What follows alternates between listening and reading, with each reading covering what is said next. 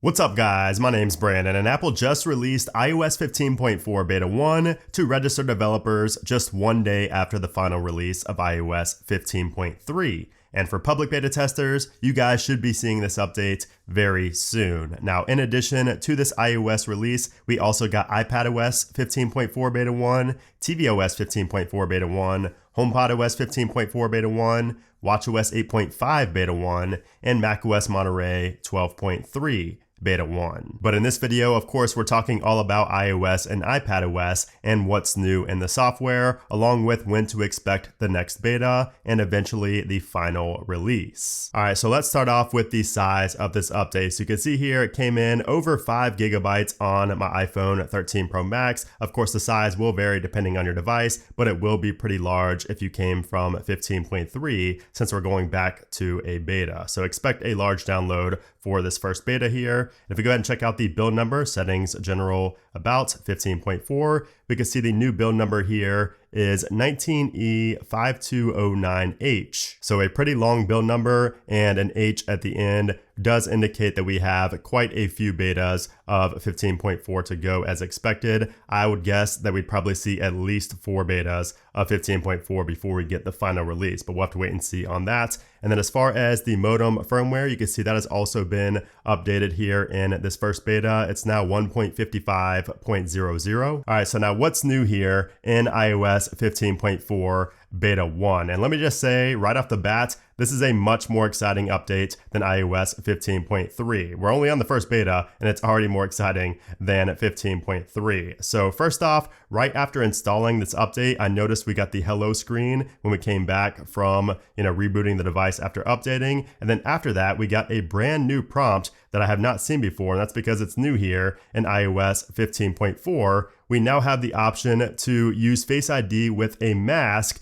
We no longer need an Apple Watch to unlock our phone via Face ID while wearing a mask. So this is huge, and you will see this after updating your device for the first time. You'll see this on the setup screen. Of course, you can also set this up later in settings. And if we go ahead into our settings right here, let's go back and then go down to our Face ID and passcode, put in our passcode, and you'll see down here, we have use Face ID with a mask. And not only that, we can also now add glasses. But before we click on that, I just want to read this little section down here. You can see it says Face ID is most accurate when it's set up for a full face recognition only. To use Face ID while wearing a mask, iPhone can recognize the unique features around the eye area to authenticate. You must be looking at your iPhone to use Face ID while wearing a mask. So very interesting there. And then like I said, we do also have the option to add glasses. And when we tap on that, you can see this right here. So it says using Face ID while wearing a mask works best when it's set up to recognize each pair of glasses you wear regularly.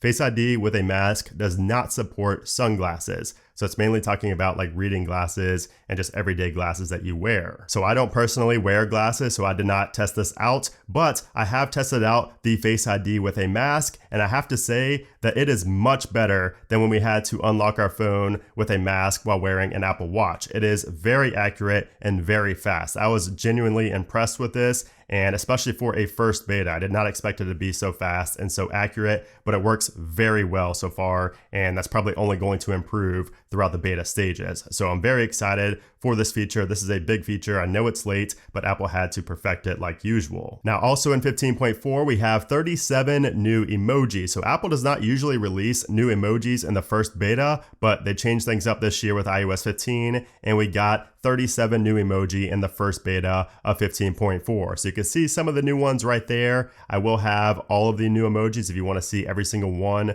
of the new ones. I will have that linked down in the description below, but you can see quite a few of the new ones right here. I really love the one where it's pointing at you. I think I can, use that a lot in conversation, along with this one right here, the melting face. You can kind of see them a little bit bigger down here as well. If I go over to this section right here, you can see some of those new ones right there. So I'm a fan of a lot of these emojis, especially the peeking one right there. So always fun. Of course, it's not going to make a huge difference in your day-to-day life, but I always love having new emoji. Now, for those asking about new wallpapers, unfortunately, we do not have any new wallpapers in this update. So if we go to our wallpapers right here and then go to the still section, you can see nothing new has been added here in stills. And the same with our dynamic wallpapers and our live wallpapers, nothing added here with 15.4, at least not in the very first beta, just new emoji. Another new feature in this update is a brand new widget. So we now have an Apple Card widget that shows your card balance, your available credit, and a chart of your weekly spending. So you can see right there, I only spent money on Wednesday. So it shows on the W right there, that's when I spent some money, and it is color coordinated with what,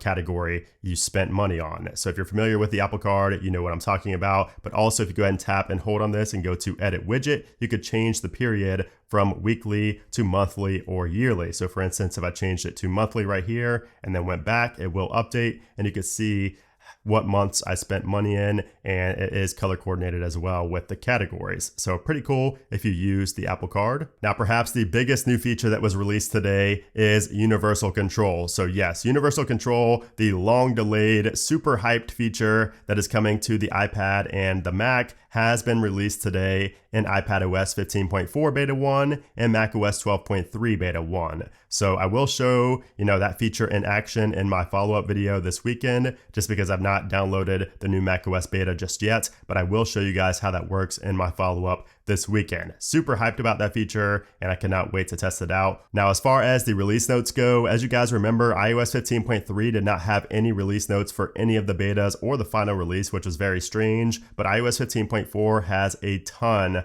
of things mentioned here in the release notes, along with some new features, as you can see right here. So I wanted to talk about a couple of these. This one is mainly for developers right here. Same with this one right here, but this one's pretty interesting. So it says support is added to the passkey technology preview, enabling signing in to passkey compatible websites and apps on Mac and iPad using an iPhone with a saved passkey. We also now get support for the new DualSense adaptive trigger firmware features. So I'm not sure exactly what that is, but I do know the DualSense is the PS5 controller, so something has been added with that. We also have some new features for the health application. The first one is pretty important. So it says verifiable health records now support adding vaccination records in the EU digital COVID certificate, the EU DCC format, to the wallet and health applications. So that is good news if you are in the EU. We also get a new SharePlay feature. So it says a new group activities API allows you to present UI that enables starting a SharePlay session from within your app. So I guess that's mainly for developers there being able to add that API. So we should start seeing more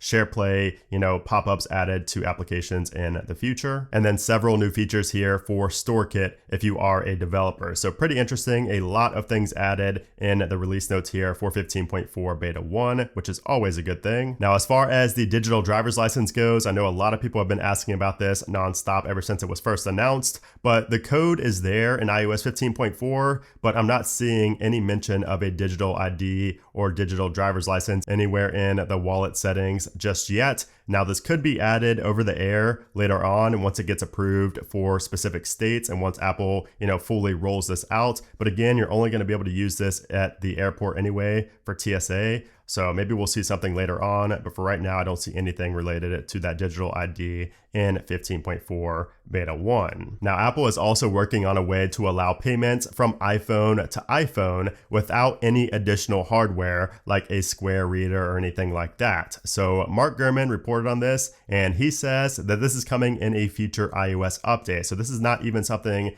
that requires new hardware. It's just going to be enabled via software. So this could be coming in iOS 16 or even at a later iOS 15 release. We'll have to wait and see, but that sounds very, very interesting. And I'm sure there are even more new features and changes in iOS 15.4 beta 1, but that's all I've found so far. I will let you guys know when I find anything else, of course, in my follow-up video on Saturday and also in my future iOS 15.4 beta videos. Now, moving on to the bugs and bug fixes. Once again, referring back to the release notes right here, you can see that the release notes show quite a few known issues. So I would expect some bugs given that this is a first beta, and especially because we do have a few new features and changes introduced in this update as well. So I would not expect it to be super stable, not like 15.3, which was super stable for a beta, but I would not expect that. And you can see there are a few known issues in here. This one right here says email address verification may not complete during the setup of an iCloud Plus custom email domain. The health app crashes when you attempt to onboard the blood oxygen feature from within the application.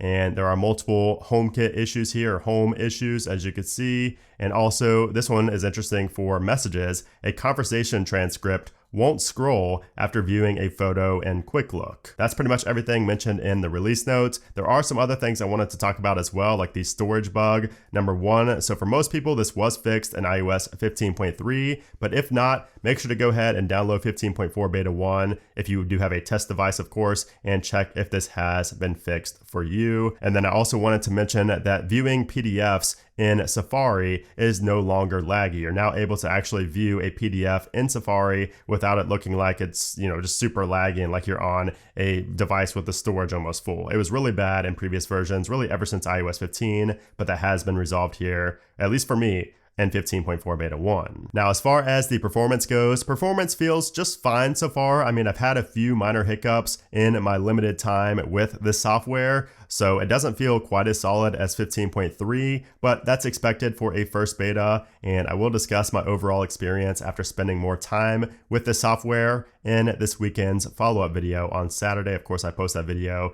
every single Saturday to let you guys know how these software versions have been running. I did also want to run a quick Geekbench test. So we got a 1734 on the single core and a 4817 on the multi-core, so slightly lower than iOS 15.3, but of course that could always improve with future betas, and of course we still have the final release to go. So I would expect the performance and the Geekbench scores to improve with time. And then as far as the battery life goes, battery life is always hard to tell after just using the software for such a short amount of time, but it feels the same to me so far. Of course, it's not going to really feel any different after only using the software for a couple of hours. So no real difference in battery life for me, but I would expect a minor hit just like with the performance. But of course, I will let you guys know in my follow-up video on Saturday how my experience has been with the battery life as well. All right, so now what's next for Apple? So I'm guessing that we're going to be on a weekly cycle for the iOS 15.4 betas, but of course time will tell. And if we are on a weekly schedule, I would expect beta 2 some point next week, most likely late next week, like the 3rd. So February 3rd is a possibility